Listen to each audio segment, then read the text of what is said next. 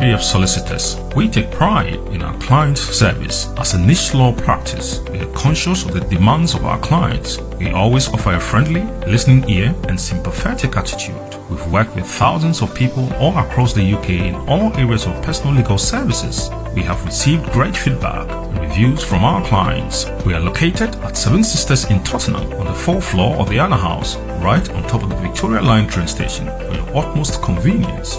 We have a friendly office and provide all of the refreshments necessary while you wait to see a lawyer. We are dedicated to our clients and have a successful record of serving our clients. Solicitors of England and Wales are of high quality and are bound by the highest professional standards. We are officers of the court and are bound by standards of integrity, competence and conduct as part of our responsibility to uphold rule of law. Our solicitors and lawyers care about your case and are committed to providing the best possible service to you in the most considerate and careful manner. We hold 2 Law Society quality marks. Law Society accreditation helps to demonstrate that we have attained the requisite standard in the area of law and have the requisite expertise. BWF Solicitors, we're here to help you with your legal services when you need us.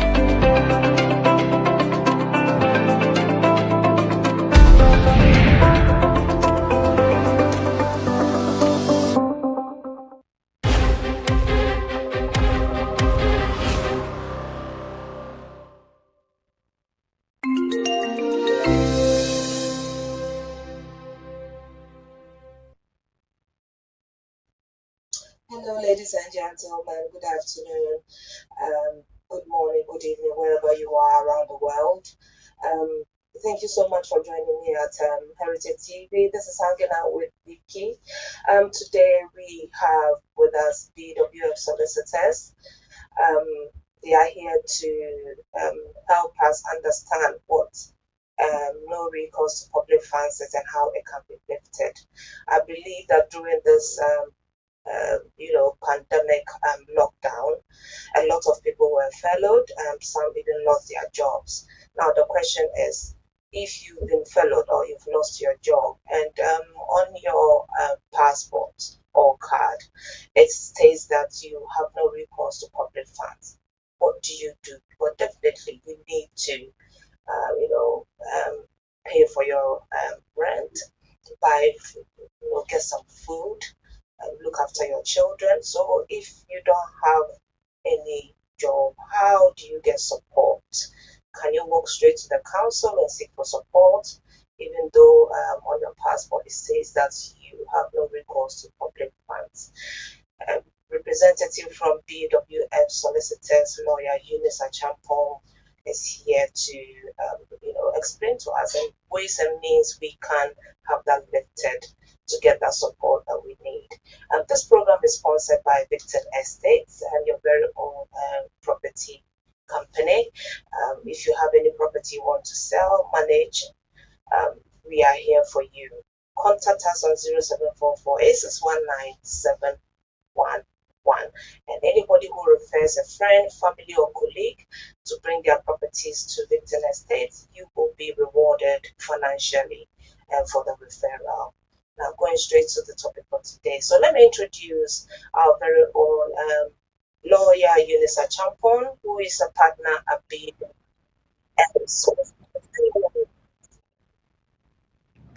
Hello, Vicky. How are you?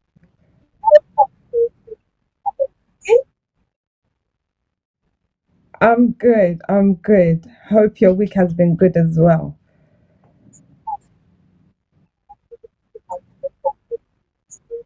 As I said, a lot of people are struggling, especially just jobs, and Mm. they have restrictions in their passport. So the question is, how do they go about getting the support that they need? Today, obviously, it's a day that I want to put the answers to those problems. Mm. My is before give out to the program or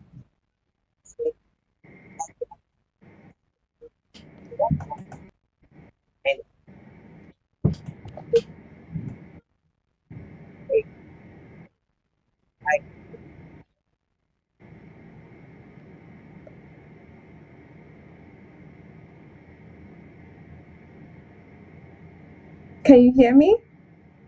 Yes, I can hear you. Okay.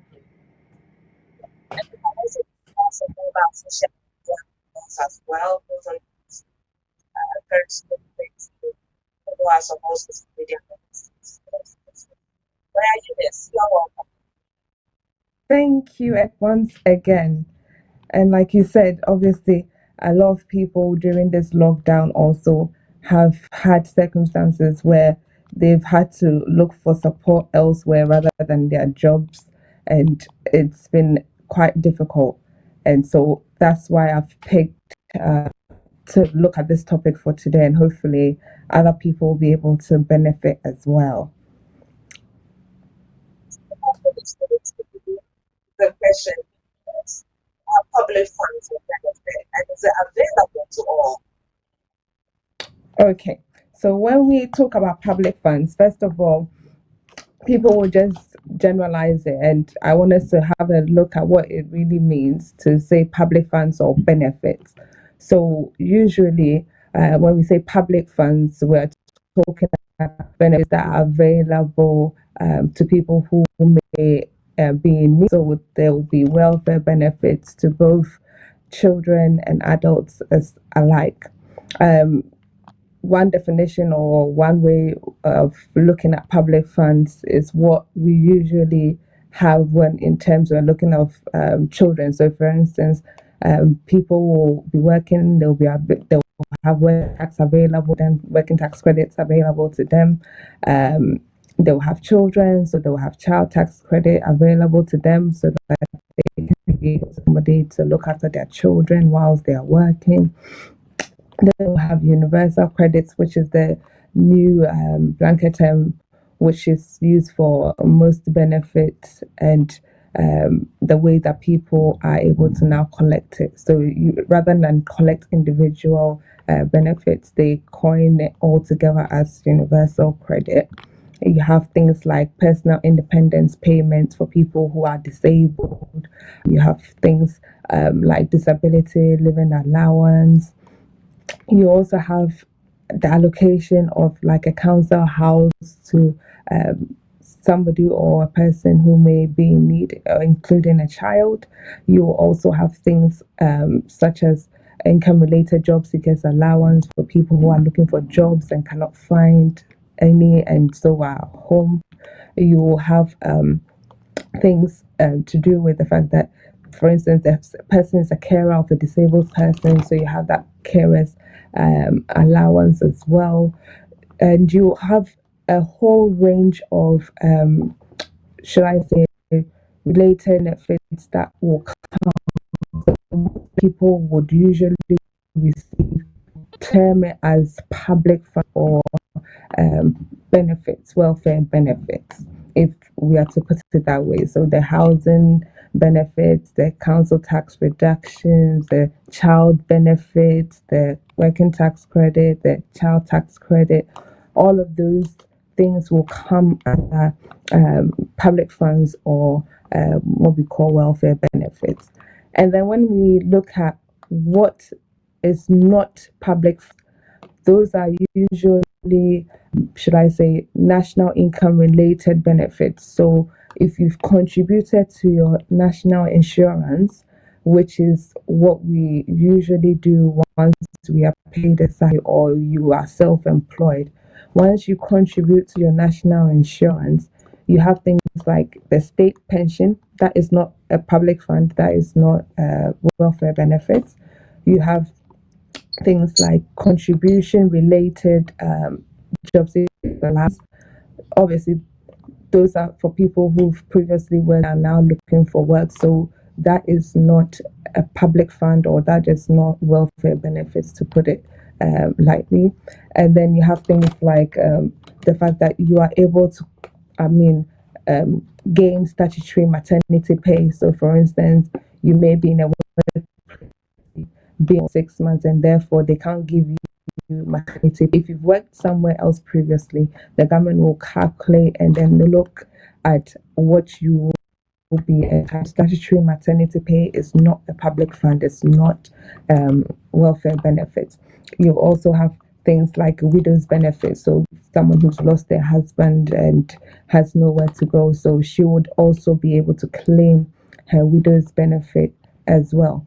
So anything that is contributed to your national insurance will not be termed as a public fund or welfare benefits, but all the other benefits that we usually hear people have or get, those are the things or those are that we would usually term as public funds or welfare benefits. And so not everybody may be eligible to get these funds. So, for instance, somebody who, for one reason or the other, has not been able to claim public funds will be somebody who is an immigrant, and because they are under immigration control, should I say, they haven't got indefinite leave to remain, that person may not be able to claim these public funds or welfare benefits, whereas somebody is settled or who has indefinite leave to remain or who has British citizenship will easily be able to claim these benefits that we are talking about. And most of the time, if you are in a struggling position and you haven't got the ability to support yourself and your family, that's when it becomes an issue, and that's when a lot of people who are basically have leave to remain or have some sort of immigrational status, which is indefinite leave to remain, may find it difficult to access our public funds or welfare benefits. But if you are able to have this no recourse to public funds lifted, then that's a plus, because now you are able to access that were not usually or was not available to you at the time. So in public funds or welfare benefits are funds that are usually given to people who are in some need, some welfare needs. And then you are not receive public benefits, you may be eligible to collect national contribution benefits that are made into your national insurance. Yeah. This case, restrictions, you know,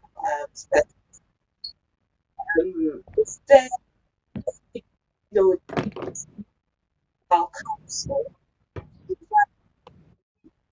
your children? Yeah.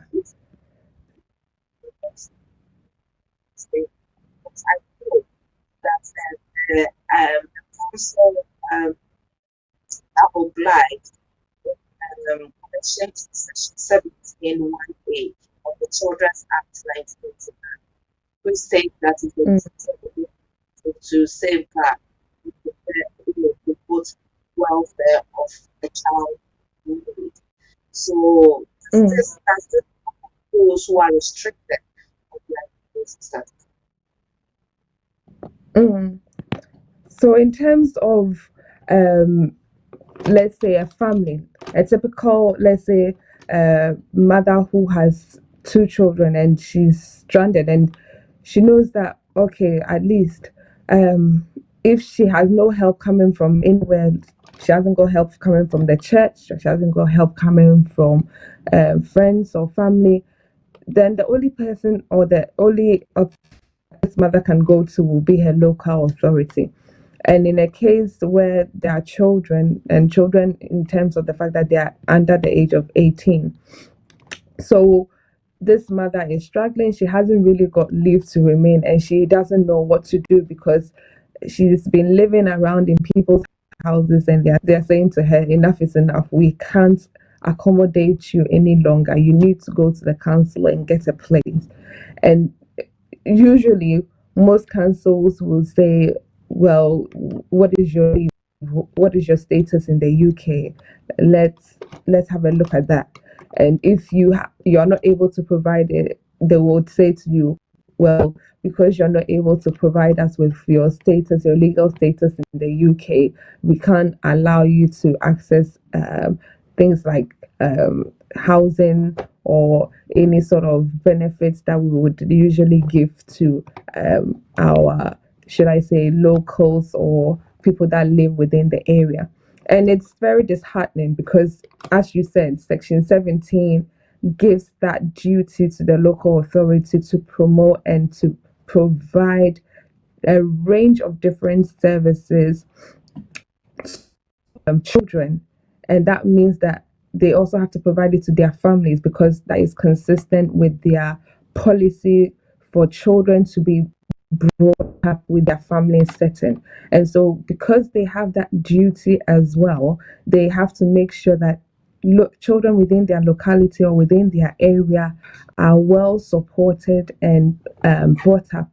And so, if you're saying to a person because your legal status is not valid or you haven't regularized your stay in the UK and so able to provide for your child, that's absolutely because that obligation is not just a discretion, it's telling you this is something that you have to do as a local authority. And so regardless of whether you have leave to remain or your stay is regularized or the fact that the child may be British or is not British or the child is not settled, that duty is placed on each local authority within England and Wales and Scotland for them to provide the child in terms of that child and its family with the support that is necessary because they have to provide a range of services which will meet the child's needs. So if it means they have to provide you with housing, then so be it.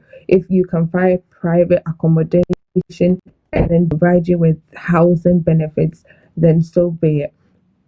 But then again, have certain localities where they will place a lot of emphasis on the fact that they want you to do something about your leave to remain or do something to regularize you.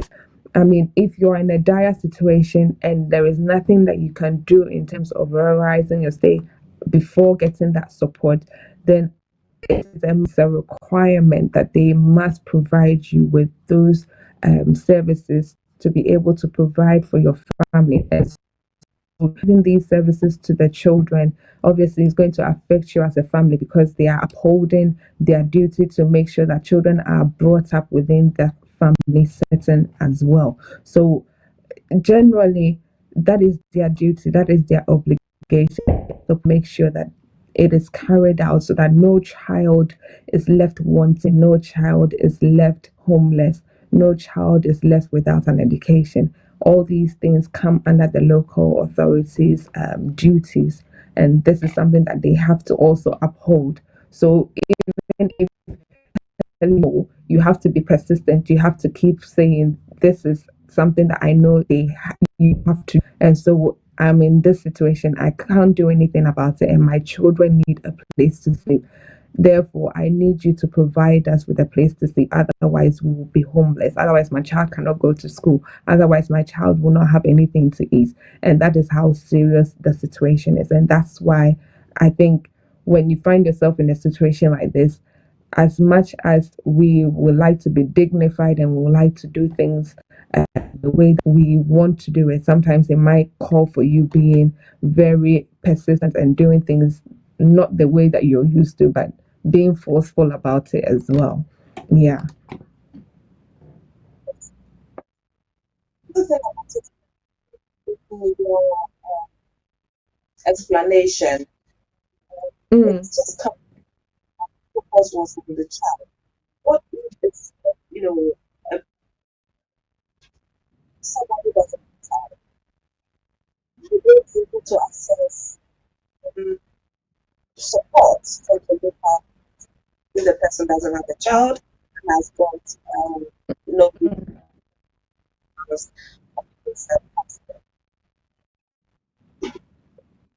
Okay, so in terms of somebody who's got leave to remain just as a person on their own, usually because the local authority has to children, unless that person is able to show, for instance, that they are somebody who is disabled, they have an illness that obviously they can't do anything about, and therefore the local authority has to provide them the support and the assistance that they need. Usually, it will only be in those situations that the local authority would have that duty or obligation to that person. So if you are not somebody who is disabled, or somebody who I'm saying has a medical condition which requires assistance support, then the authority unfortunately would not have a duty or an obligation to you as a person. So in a case where, for instance, somebody has no in the UK, they have no leave, they haven't regularized anything of that sort, they are looking for assistance from the local council. Because the local council has no obligation towards them, they would not be able to just go straight away to the local authority and say, do you know what, I'm homeless, can you please provide me with a place to stay? Local tell you we don't have a duty to you. So unless you have regularized your stay and you have recourse to public funds, we would not be able to help you. And that's unfortunate, but that's what the situation is. Yeah. If the local authority still refuses to give you the necessary help, Mm, you solicit if it's, because I believe that a lot of councils, are restrict um, using funds to support people through mm, a lot of people that has been smashed down. A lot of things have been, so they are already stretched with the level of support they yeah. need. But if you have restrictions on your passport and then you approach them and they still insist, there's nothing they can do to help you. Um, Mm. because I think with most local authorities, everybody is trying to look out for their funds, look out for how they can save money, how they can make sure that that will run out before the year is over, basically. So in terms of people who are being persistent and they're trying to get the help that they need, and unfortunately they are not getting that help, it becomes a situation where they basically have to say to themselves, yes, we want these funds. Is there anything that we can take to a lawyer for the lawyer to help us with? In this situation, usually the lawyer can help you in terms of writing to them to let them know that this is their duty and this is their obligation under the law. And so, in such a situation, obviously, you have to be persistent. I mean, this is something that they know. So we don't need a lawyer to tell them what they already know or they should know. But if you need that help in terms of getting a lawyer involved, the lawyer is obvious to point out what your needs are and what the law says about them providing those needs for you. And obviously sometimes it's very apparent that they are trying to save on their budget, and that's why they are telling you to go. But it's that consistency where you are saying to yourself, I need this for myself and the children are the ones who you have a duty to. So as much as you don't want to even provide it for me, provide it for the children, because they are the ones who need it the most. They are the ones who need to be taken care of. They are the ones that need to go to school. They are the ones that need shelter over their heads. They need to eat. They need to be clothed. So look after them. And it's persistency, because you know that the law says that they have that duty or that obligation to meet their children's needs. So why should you have to now get a lawyer involved to tell them, I mean, for the lawyer to tell them what they should know or what they already know? And it's about focus. And when you are somebody who knows what you are, it's not just come in, I just benefits, so just give it to me, because you know what your law is saying regarding what the local authority has to do for you and your family in terms of your children. Then you have legs to stand on. You are not just putting words in people's mouths. So they basically would look at somebody who is consistent. If you are consistent, if you are forceful, if you say to them, I know what the law says regarding in children who I need, so therefore I need the support and I know that you can provide, then obviously they would have to take a second look. They have to take a third or a fourth look, or a fifth look, because sometimes they can be very, very hard to persuade. But once you are able to basically convince them of the fact that you know what your children need to have in terms of their welfare, and the fact that they need certain essentials, then they know that okay, this person knows what they're about. The person knows what this law is stating, and they know that this local authority has that responsibility towards them. And then they would obviously have to make some sort of provision. If you need the help of a solicitor in terms of writing to them, of course, we are available to also do that. But it's more to do with how persistent that person is as well. Because if you're in need, I think there's nothing anybody can do to stop you from getting the support that you need, because the children are a priority. The children come first and foremost. And within our law, we have Section 55 of the Borders and Immigration Act, which states that the child's interest or the child's best interest should be made primary consideration in all decisions that are made. So whether it's a local authority or whatever, they have to make sure that the child's best interests are of primary consideration as well. So of course, come see a solicitor to help you, but also be persistent, be forceful. Yes, be forceful and know that this is their duty, and no matter what, they have to provide it for the children so that they are able to also have their needs met. Think that when you get, the services of a solicitor to present it and makes them listen, as compared to you directly chasing them all the time and not getting any resolutions, support that you need. Usually, I think that's us to that point whereby you listen and you give the services. They are forced to visit. I see where you're coming from. Yeah. I'm also thinking in this scenario, a lot of people are very skeptical. They are really struggling. It's not their jobs. They've got no recourse to public funds on their passport. They are due putting an application for settlement. They are scared. I make that case by contacting the council to support me or give me help. Help to me and my child or something. Come when I'm ready to apply for my settlement, it will flag up that I was supposed to be in the council, which sponsor includes what will indicate the person's passport. President checked the application assessment. A lot of people are skeptical, and because of that, they are so scared and they're staying silent because they don't believe that settlement is when you get your settlement, with that you get anything you need. So why mess it up?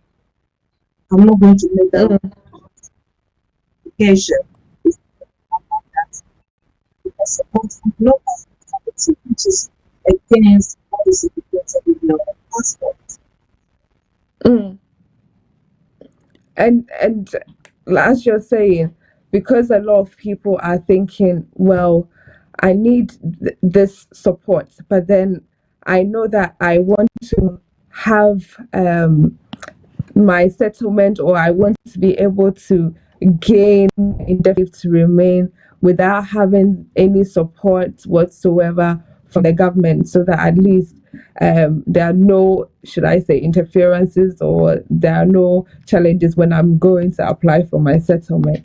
And usually I say that obviously if you're on the 5 year route to settlement, which means that you're given 2.5 years twice before you can apply for settlement, then that means that usually you are able to meet all of the requirements, which includes the financial requirements. So either you are on the 5 year route as a partner, or you are on the 5 year route as a, should I say, a parent.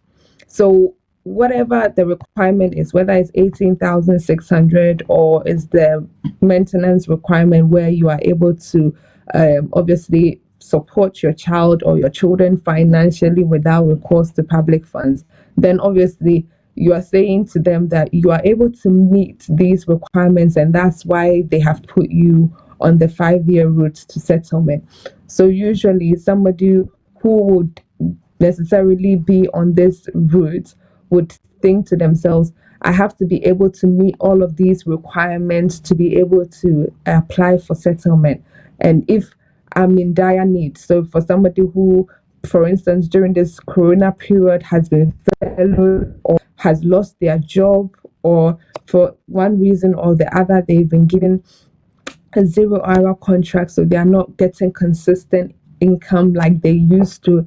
This is very difficult because you'll be thinking to yourself, I'm not really able to take care of myself, or I don't think I'll even be able to pay my rent. I don't think I'll be able to even take care of myself and the children with the income that I'm receiving currently.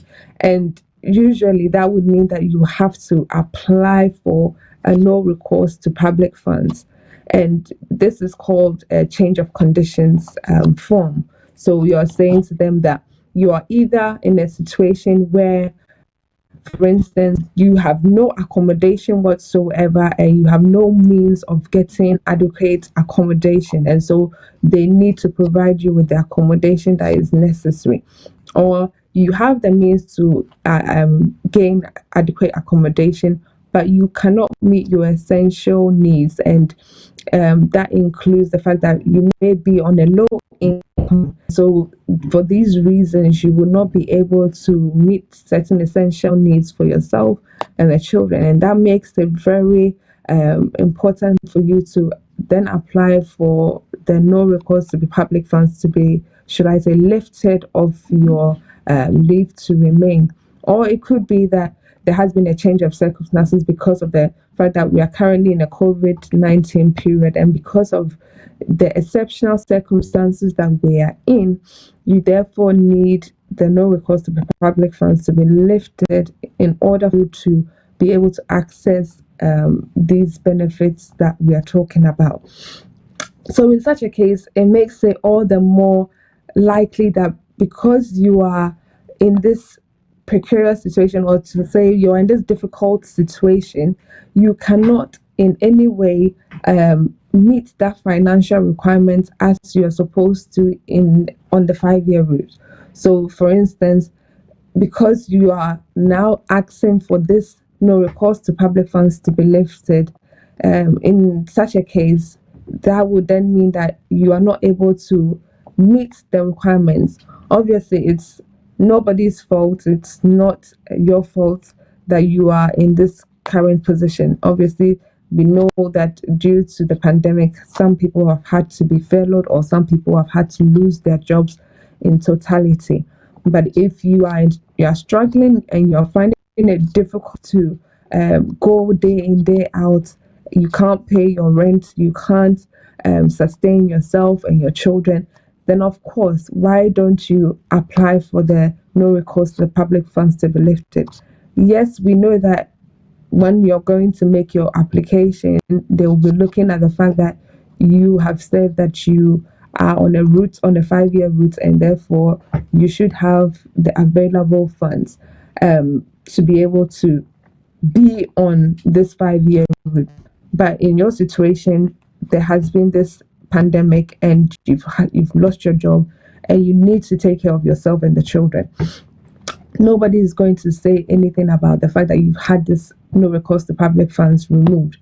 But it's also a word of caution that usually once you have the no recourse to public funds removed, or the fact that it's taken off your leave to remain, means that automatically you cannot obviously meet that requirement. Either that you cannot meet the requirements to have 18,600 as your yearly income, or you cannot meet the maintenance requirements which you would usually give children. So, for instance, they would give income support to single parents or joint parents and their children who are not able to afford to be able to look after themselves and their children without recourse to public funds. And so, once your recourse to public funds is lifted, in essence, you are going to be put on the 10-year route instead of the 5-year route. And that's something that most people do not want or cannot afford to be on, because they're thinking, okay, if I'm on the 10-year route, then that means that it's going to take even longer to apply for settlement, or it's going to take me even longer to apply for indefinite leave to remain. But you are in this situation through no fault of your own. So why not stand and say, do you know what, I would need to take these public benefits to be able to look after myself and my children. And if you are put on the 10-year route, so be it. As long as you and your children are looked after, as long as you and your children are able to have accommodation, meet your essential needs, then why not? Because 5 years and 10 years, I'm sure within a blink of an eye, sometimes we think it's going to take years and years and years, but before you know it, it's already here, and you are able to also get the same settlement status as the other person who may have been on that 5-year route. So, regardless of the fact that you've had to now have the no recourse to public funds lifted, then obviously we look at the fact that these are hard times and these are challenging times, and you shouldn't have to suffer in silence. If you need the support and the assistance, obviously ask for it. And regardless of the fact that you may have been on the 5-year route or the 10-year route, then you know that, do you know what, I've been able to take care of my children, I've been able to take care of the family, and that's more important than the fact or than the benefit of being on the 5-year route and finding it difficult or struggling. Because at the end of the day, if you're not even able to meet the requirements, regardless of whether you had access to benefits or no access to benefits, if you're not able to meet the requirements come the next 2.5 years, they will still say to you, because you are not able to meet the requirements on this application, we will now put you into the 5-year route. So if you are not able to meet the requirements now, for instance, because of the fact that you've lost your job and you haven't been able to find any job whatsoever, then obviously if it's been more than 6 months and you still haven't been able to get any work, then that means you're not able to meet that financial requirement that they expect of you anyway. So why not have those access or those benefits given to you so that you are able to look after yourself, look after your family, and then obviously once your 10 years is up, you can apply for settlement or indefinite leave, as we call it. Yeah. Viewers, is you've explained this, but let me still say it the way. It's asking, does being on the 5-year route mean I'll not be able to access until I have settled? So usually, if you're on the 5-year route, you would usually say that you are somebody who has met or is able to meet all the requirements. So usually, if you're able to meet the requirements, you are not going to have access to public funds. So, for instance, if you are given 2.5 years, what the general rule is, you are given no recourse to public funds. So you are not given any access to public funds whatsoever. So if you are saying to yourself, I am able to meet all of the financial requirements needed. So I'm able to meet the 18,600 a year, or I'm able to meet the maintenance requirements that is needed for parents who are looking after children, then you are saying to yourself and to them that you can meet the requirements and therefore you do not need access to public funds. So if you are in a situation where you therefore need access to public funds, that's why I explain apply for it. So once you are put on the no recourse to public funds, so once that has been lifted off your leave to remain and you are now able to access public funds, what that would usually mean is that you are not able to meet the requirements that they're looking for, that financial requirement of 18,600 or the maintenance requirement where you are able to say that you are given or you have the income required for parents who are able to look after their children in this country will usually get income support. So you are saying that your income is enough than the income rate given to parents and children in this country. So once you say that you are now able to access public funds and you are now receiving public funds, that means that you are no longer able to meet a certain financial requirement. So therefore they would say that, well, because you're not able to meet the financial requirements, we are going to put you on the 10-year route. The 10-year route is basically saying that after 10 years, you can apply for indefinite leave to remain. And then on the 5-year route, the 5 years you are able to apply for indefinite leave to remain. So it doesn't matter that you currently cannot cope, you currently do not have any means of looking after yourself and the family. If you're on the 5-year route and you have to apply for the no recourse to public funds to be lifted, of course, apply for it to be lifted. Once that is lifted, you will be able to then switch they would switch you from the 5-year route to the route. And after 10 years, you will be able to apply for indefinite leave to remain. So, yes, there's a difference between the 5-year route and the 10-year route, but it's only a difference of 5 years, 5 more years. And so that shouldn't, should I say, stop anybody from saying that because they want to remain on the 5-year route, so they wouldn't apply for the no recourse to public funds if they are struggling.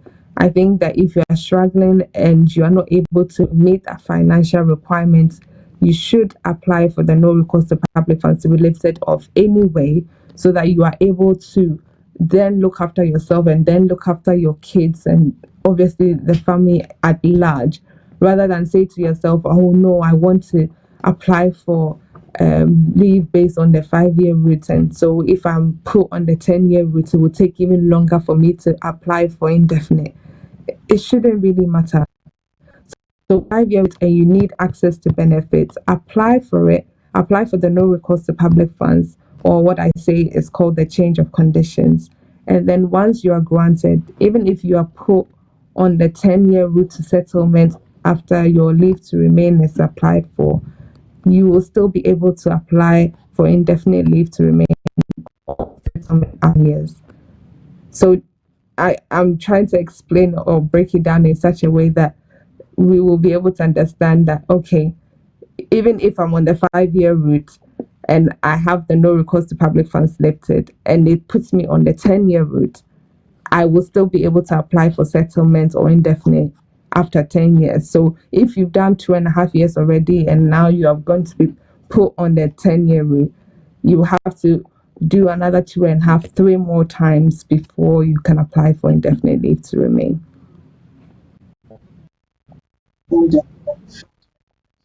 Yes, if I'm not well and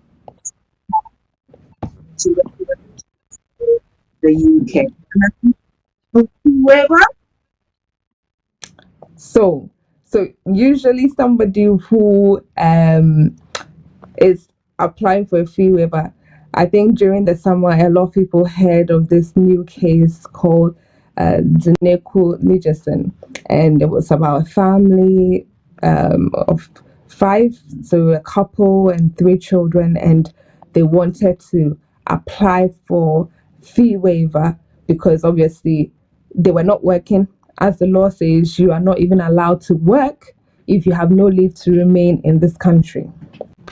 So, typical situation like most migrants in this country, they want to make an application because at least one has turned 7, so their child is a qualifying child. So, because the child has now turned 7 years old, they want to make an application to say that this child has lived here continuously for a 7 year period. He was born here, and we now want to also make an application based on the fact that we have parental responsibility for this child, and so we want further leave to remain in this country. And in such a situation, because you are not allowed to work, it will usually be the church funding you, or it will be friends and family if you do have friends and family who can support you in this country. And in such a case, if you have friends and family supporting you and you have maybe the church also supporting you, when it comes to applying for leave to remain for a family of 5, that is a lot of money, because currently the application fee is £1,052.20, and then you have the immigration health surcharge, which is £1,000, and they are saying they are going to even increase the immigration this coming October. So for each person, you are paying over £2,052.20 for each person's application.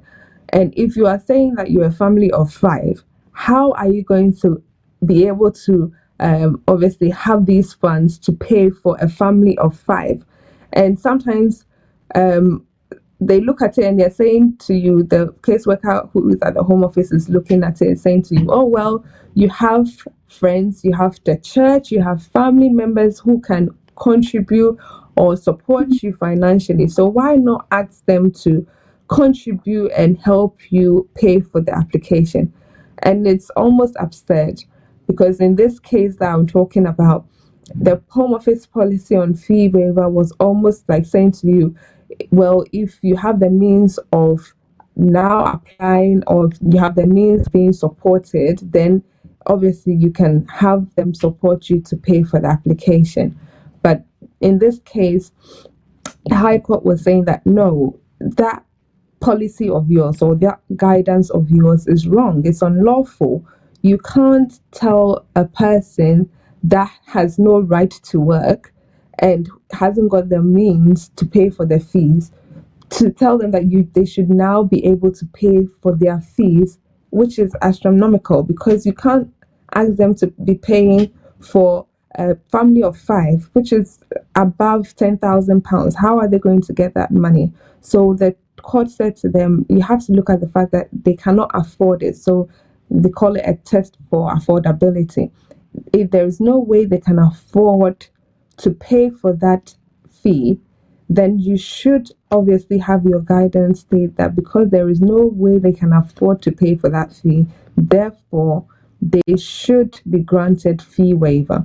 And usually in a fee waiver application, you are going to have to show evidence that there is no way that you can meet the fees that they are requesting. So your bank statements will show that you are not receiving much money. So you're receiving money here and there to take care of the children.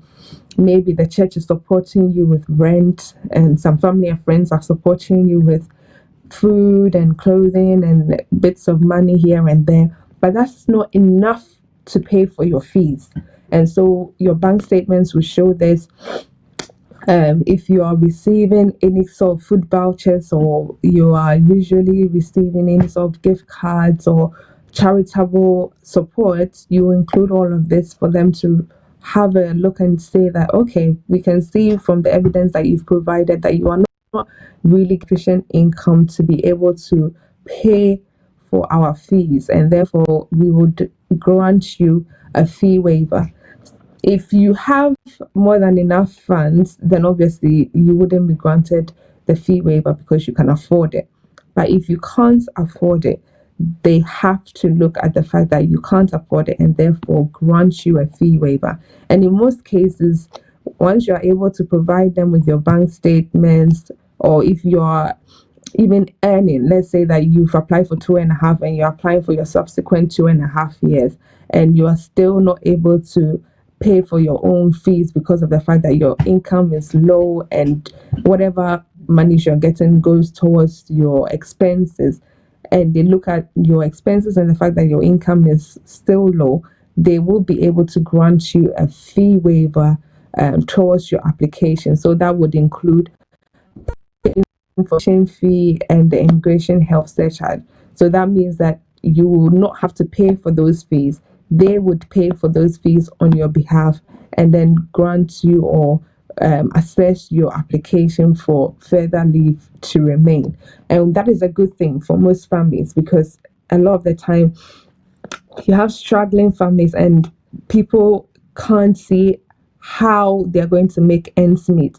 But if you are able to provide them with enough evidence to say that this is your current situation, and because you are not able to afford the fees that they are talking about, therefore they should look at your income, look at your expenses, and be able to grant you the fee waiver. Usually that's done about some weeks or months before your leave to remain expires, or for somebody who is applying for 2.5 years for the first time, you would apply for this beforehand, before obviously you apply for your actual further leave to remain. So it's a good thing that at least if you are struggling to meet that fee requirement, then you can also ask for the fee waiver to be granted. And in such situations, if you are going for the fee waiver and you are also able to say that, "Do you know what, I'm not able to pay for the fees and I am not currently working. So even though I'll be given a right to work, maybe because I have 3 children and I have to look after them, there is no way that I will be able to also support myself. So can you also grant me access to public funds?" So whilst granting me my fee waiver, when you're doing the application for further leave to remain, you can also request that they do not impose that for no recourse to public funds. So you're telling them they shouldn't impose on you or limit the fact that you can access public funds. So instead of them putting their usual no recourse to public funds, they should look at your circumstances and the fact that you will not be able to basically meet your essential needs, or you'll not be able to say that you are currently in a situation where you'll be able to accommodate yourself, or your situation is so compelling that there is no way that you and your children will be able to maintain yourselves.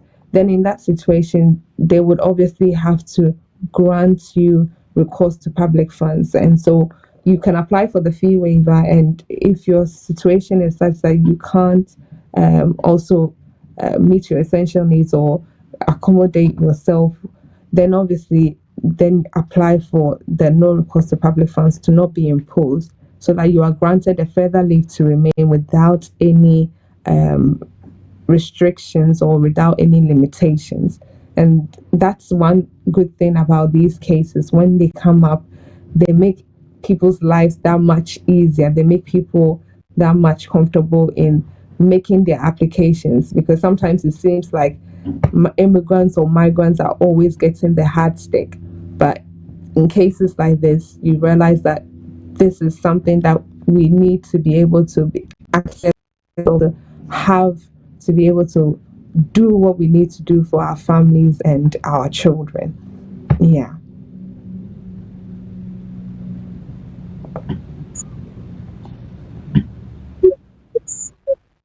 Encourage viewers who have lots of questions to ask to get in Mm. touch with us and her team.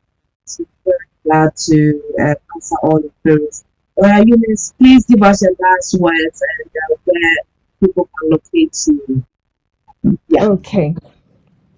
Thank you so much, Vicky. So, if you have any questions or if you have any queries regarding what I was saying and the fact that we have that ability to now request for no recourse to public funds to be lifted or not to be imposed in the first place, give me a call. And as Vicky said earlier on, we are BWF solicitors, and so I am one of the solicitors and partners at BWF solicitors, and we are located in Seven Sisters. So we are on the fourth floor of Anna House, 214 to 218, the Tottenham High Road, and our postcode is N15 4NP. So N15 NP. Our main offices are opened from Monday to Friday from 9:30 a.m. to 6 p.m. Our office line is 0208 493 7340. So 0208 493 7340. And my personal number, usually out of office hours, you can call me on 075 35813910. So 075 35813910. Give me a call, and if you have any questions or any queries, I will be able to help you or assist you further. Thank you so much. Send our regards to the BWF solicitors and also the company. We will definitely see I you will. soon. Right. Ladies and gentlemen, it's rather unfortunately have to come to my program. I've learned so much. I know a lot of people have so many questions to ask when they're with us. But see the details, get in touch with her. Next week, same time, we'll do another interesting education discussion. I'm back again in the next 30 minutes for different, things to discuss. It's all about fashion, and I'm going to international fashion designer. So I'll see you then at one thing. Now, Eunice, stay blessed, and I'll see you. Thank you. You Take too, care. Vicky. At BWF Solicitors, we take pride in our clients' service. As a niche law practice, we are conscious of the demands of our clients. We always offer a friendly, listening ear and sympathetic attitude. We've worked with thousands of people all across the UK in all areas of personal legal services. We have received great feedback and reviews from our clients. We are located at Seven Sisters in Tottenham on the 4th floor of the Anna House, right on top of the Victoria Line train station for your utmost convenience. We have a friendly office and provide all of the refreshments necessary while you wait to see a lawyer. We are dedicated to our clients and have a successful record of serving our clients. Solicitors of England and Wales are of high quality and are bound by the highest professional standards. We are officers of the court and are bound by standards of integrity, competence and conduct as part of our responsibility to uphold rule of law. Our solicitors and lawyers care about your case and are committed to providing the best possible service to you in the most considerate and careful manner. We hold 2 Law Society quality marks. Law Society accreditation helps to demonstrate that we have attained the requisite standard in the area of law and have the requisite expertise. BWF Solicitors, we're here to help you with your legal services when you need us.